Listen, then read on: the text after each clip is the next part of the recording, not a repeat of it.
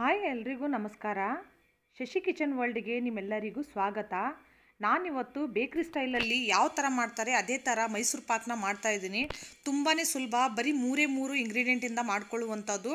ಬನ್ನಿ ಹಾಗಾದರೆ video start ಮಾಡೋಣ. ನಾನಿಲ್ಲಿ ಒಂದು ದಪ್ಪ ತಳದು ಕಡಾಯಿ ತೊಗೊಂಡಿದ್ದೀನಿ. ಆದಷ್ಟು ದಪ್ಪ ತಳ ಇರೋ ಪಾತ್ರೆನೇ ತೊಗೊಳ್ಳಿ.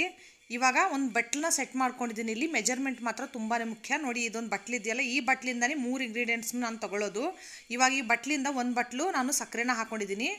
ಇವಾಗ ಅದೇ ಬಟ್ಲಿಂದ ಅರ್ಧ ಬಟ್ಲಷ್ಟು ನೀರನ್ನ ತೊಗೊತಾ ಇದ್ದೀನಿ. ಒಂದು ಬಟ್ಲು ಸಕ್ಕರೆ ತೊಗೊಂಡ್ರೆ ಅರ್ಧ ಬಟ್ಲು ನೀರು. ಇವಾಗ ಇದನ್ನೊಂದು ಪಾಕ ಬರೆಸ್ಕೋಬೇಕು. ಪಾಕ ಅಂದರೆ 1 ಎಳೆ ಪಾಕ, 2 ಎಳೆ ಪಾಕ, ನಮಗೆ ಪಾಕ ಬೇಕಾಗಿಲ್ಲ. ನಿಮಗೆ ಮುಂದೆ ಗೊತ್ತಾಗುತ್ತೆ, ವಿಡಿಯೋನ ಪೂರ್ತಿ ನೋಡಿ. ಇವಾಗ ಪಾಕ ರೆಡಿ ಆಗೋವರೆಗೂ ನಾನಿಲ್ಲಿ ಯಾವ ಬಟ್ಲಿಂದ ಸಕ್ಕರೆ ತೊಗೊಂಡಿದ್ನೋ ಅದೇ ಬಟ್ಲಿಂದ ಒಂದು ಬಟ್ಲು ಕಡಲೆ ಹಿಟ್ಟನ್ನ ಶೋಧಿಸ್ಕೊಂಡಿದ್ದೀನಿ. ಅಂದರೆ ಅದನ್ನು ಸೋಸ್ಕೊಂಡಿದ್ದೀನಿ, ಜರಡಿ ಹಿಡಿದ್ಬಿಟ್ಟು ತೊಗೊಂಡಿದ್ದೀನಿ, ಕಸ ಕಡ್ಡಿ ಏನಾದರೂ ಇರುತ್ತೆ ಅಂತ. ಈ ಕಡೆ ಸಕ್ಕರೆ ಕೂಡ ಮೆಲ್ಟ್ ಆಗೋಕ್ಕೆ ಸ್ಟಾರ್ಟ್ ಆಗಿದೆ ನೋಡಿ. ಇನ್ನೂ ಚೆನ್ನಾಗಿ ಮೆಲ್ಟಾಗಿ ಪಾಕದ ಥರ ಬರಬೇಕು. ಅಂದರೆ 1 ಎಳೆ 2 ಎಳೆ ಪಾಕ ಅಲ್ಲ, ಒಂಥರ ಜೇನುತುಪ್ಪದ ಥರ ಬರಬೇಕು ನಮಗೆ. ಆಮೇಲೆ ಈ ಕಡೆ ನಾನು ಒಂದು ಬಟ್ಲಷ್ಟು ತುಪ್ಪನ ಬಿಸಿ ಮಾಡಿ ಮೆಲ್ಟ್ ಮಾಡಿಕೊಂಡು ಎತ್ತಿಟ್ಕೊಂಡಿದ್ದೀನಿ.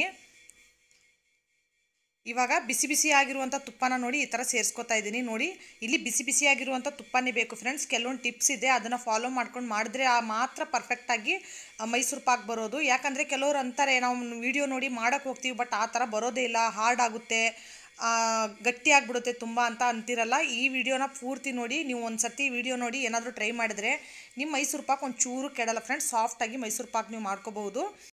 ಇವಾಗ ಸ್ವಲ್ಪನೇ ಬಿಸಿ ಬಿಸಿಯಾಗಿರುವಂಥ ತುಪ್ಪನ ಹಾಕ್ಕೊಂಡು ನಾನು ಕಡಲೆ ಹಿಟ್ಟನ್ನ ಮಿಕ್ಸ್ ಮಾಡ್ಕೋತಾ ಇದ್ದೀನಿ. ಇಲ್ಲಿ ಪೂರ್ತಿ ಒಂದು ಬಟ್ಲು ತುಪ್ಪನ ಯೂಸ್ ಮಾಡೋಕ್ಕೆ ಹೋಗಬೇಡಿ, ಅರ್ಧ ಬಟ್ಲು ತುಪ್ಪ ಮಾತ್ರ ಯೂಸ್ ಮಾಡಿ. ಇನ್ನು ಮಿಕ್ಕಿದ್ದ ಅರ್ಧ ಬಟ್ಲು ತುಪ್ಪ ನಮಗೆ ಮುಂದೆ ಬೇಕಾಗುತ್ತೆ.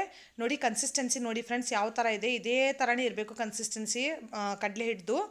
ಇವಾಗ ಇದನ್ನು ಎತ್ತಿ ಪಕ್ಕಕ್ಕೆ ಇಟ್ಕೊಳ್ಳೋಣ. ಪಾಕ ಏನಾಗಿದೆ ಅಂತ ನೋಡ್ಕೊಳ್ಳೋಣ ಫಸ್ಟು. ಈ ಕಡೆ ನೋಡಿ, ಪಾಕ ಕೂಡ ಕುದಿಯೋಕ್ಕೆ ಸ್ಟಾರ್ಟ್ ಆಗಿದೆ.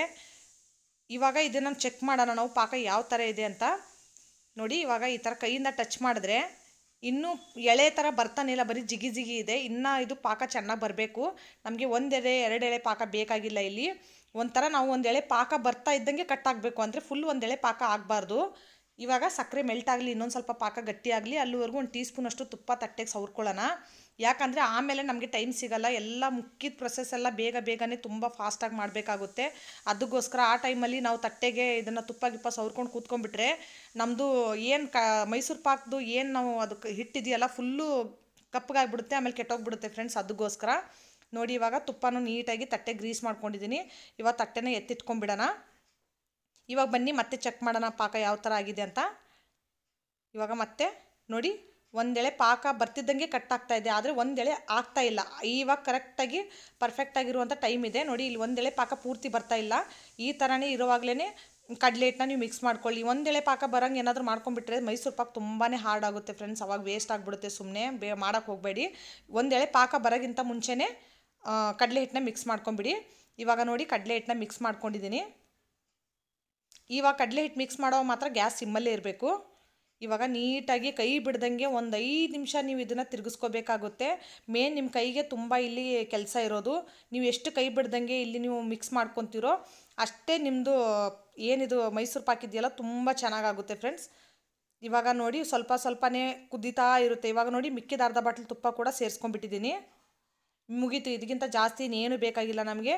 ಬರೀ 3 ಇಂಗ್ರೀಡಿಯೆಂಟು, ಸಕ್ಕರೆ, ಕಡಲೆ ಹಿಟ್ಟು ಮತ್ತು ತುಪ್ಪ. ಇದು 3 ಇಂಗ್ರೀಡಿಯೆಂಟ್ ಇದ್ದರೆ ಆರಾಮಾಗಿ ಒಂದು ಬಟ್ಲಲ್ಲಿ ಅರ್ಧ kg ಅಷ್ಟು ಮೈಸೂರು ಪಾಕ್ ಆಗುತ್ತೆ ಫ್ರೆಂಡ್ಸ್.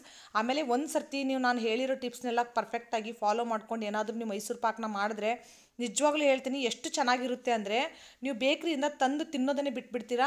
ಆಮೇಲೆ ಎಷ್ಟು ಬೇಗ ಅಂದರೆ ಫ್ರೆಂಡ್ಸ್, 5 ನಿಮಿಷದಲ್ಲಿ ಯಾವುದಾದ್ರೂ ಸ್ವೀಟ್ ಮಾಡೋಕ್ಕೆ ಸಾಧ್ಯನಾ ಹೇಳಿ? ಬರೀ 5 ನಿಮಿಷದಲ್ಲೇ ಮಾಡ್ಕೊಂಡು ರೆಡಿ ಮಾಡ್ಕೋಬಹುದು, ಅಷ್ಟು ಬೇಗನೆ ಆಗುತ್ತೆ. ಯಾರಾದರೂ ಗೆಸ್ಟ್ ಬರ್ತಾ ಇದ್ದಾರೆ, ಏನಾದರೂ ಸ್ವೀಟ್ ಮಾಡಬೇಕು, ಆಮೇಲೆ ಹಬ್ಬ ಹರಿದಿನಗಳು ಇರುತ್ತಲ್ಲ ಆ ಟೈಮಲ್ಲಿ ಏನಾದರೂ ಮಾಡಬೇಕು ಅಂದಾಗ 5 ನಿಮಿಷದಲ್ಲಿ ಮಾಡ್ಕೊಳ್ಳುವಂಥ ಸ್ವೀಟ್ ಇದು. ತುಂಬಾ ಬೇಗ ಆಗುತ್ತೆ, ಆಮೇಲೆ ಅಷ್ಟೇ ಚೆನ್ನಾಗಿರುತ್ತೆ ಫ್ರೆಂಡ್ಸ್ ನಿಜವಾಗ್ಲೂ. ಕೆಲವ್ರಿಗೆ ಮೈಸೂರು ಪಾಕ್ ಅಂದರೆ ಅದು ಆ ಥರ ಮಧ್ಯದಲ್ಲಿ ಎಲ್ಲ ತೂತು ಥರ ಎಲ್ಲ ಇರುತ್ತಲ್ಲ, ಆ ಥರ ಆಗಲ್ಲ ಅನ್ನೋದು ತುಂಬ ಜನರಿಗೆ ಕಂಪ್ಲೇಂಟ್ ಇರುತ್ತೆ.